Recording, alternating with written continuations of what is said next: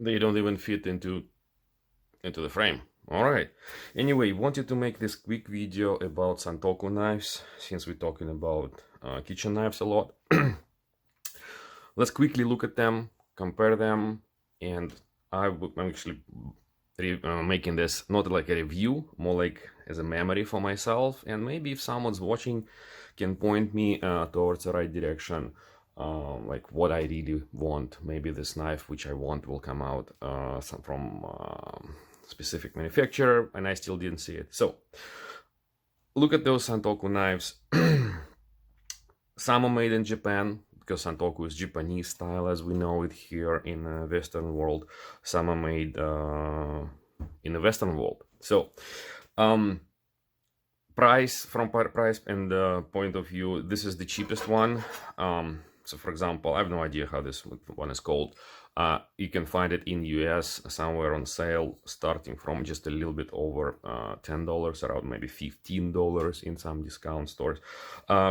That's kind of like a very simple, quote-unquote traditional Japanese style of construction. Just inserted blade tang inserted into the handle. In this case, it's just a wooden handle without any even treatment this in here. We start talking about price, then the next one would be about $20. Similar thing, absolutely similar thing. Japan, very simple construction, but a little bit better treatment for the handle. Then moving up the price, I think this knife is from Portugal, from Isal, MSRP around 50 euros. You can get it for around 40 euros, maybe close to $60 in US. But that's Santoku knife. Again, now you see that it's made in kind of like a European style. This one is a little bit different from European style. It's a little bit modern construction. Full tang with integral micarta handle on top of a stamped and ground material, whatever, metal. It has those gratings here already. That's what like a typical on the European implementation of Santokus. Then this one, it retails in US for approximately $80. I was able to get it on drop for a little bit over 50. So it's kind of, from a MSRP point of view, would go here. But this also made in Japan, AUS 8 steel, very interesting knife. Fujiwara Kunifusa, this knife worth its own review in here. I just will point out a couple of things here. It is flat on this side. It's a little bit convex on this side. Has a symmetrical edge, more edge on this side, just a little bit of the edge on this side. And as you see, again, back to the Japan, but there will be no gratings, just a regular blade. And this is, I don't know, this is like a Western style forged bolster, what they got making in Japan, comparing to this one. Full tang and this kind of bird's beak type of handle without a rear bolster.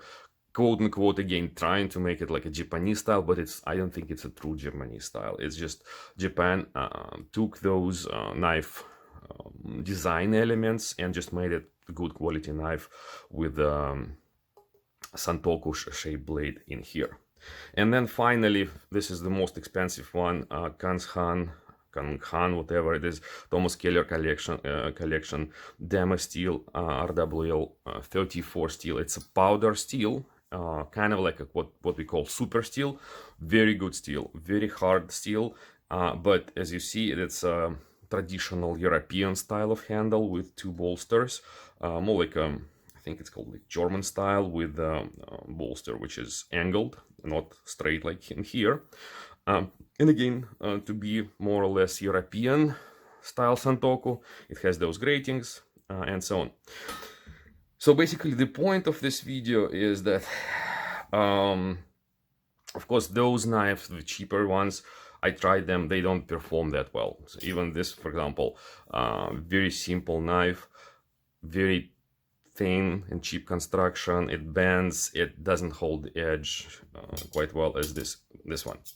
In terms of construction, how I like it, I personally don't care about integrated bolster. Integrated bolster is generally the best, but for example, the way this knife is made, I like it.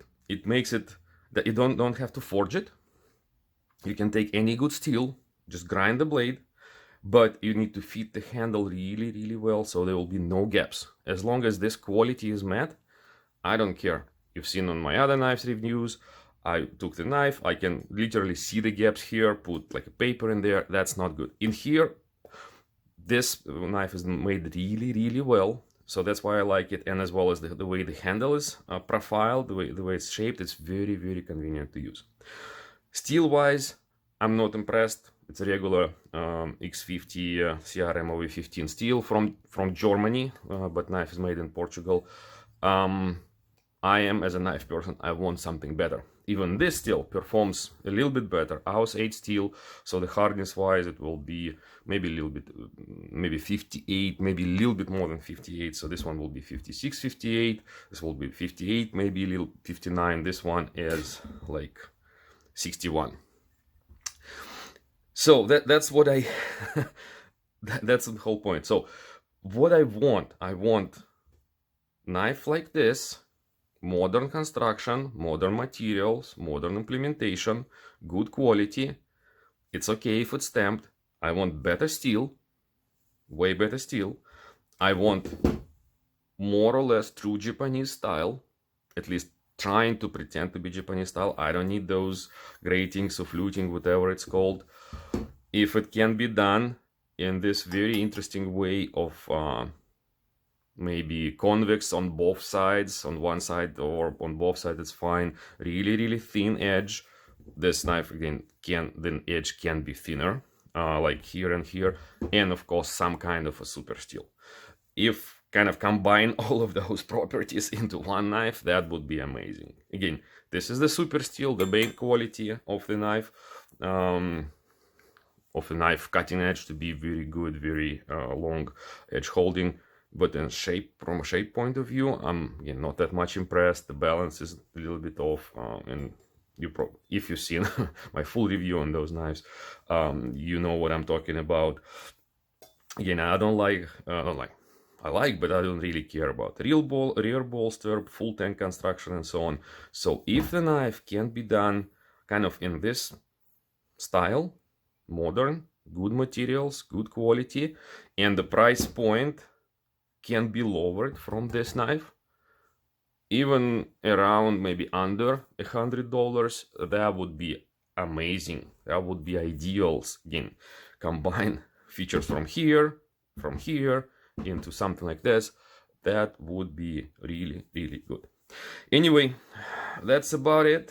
Just one more time, if you want to take a look and compare those Santoku knives, maybe you're choosing Santoku knives, what I can pretty much recommend, let's say, all of them conditionally.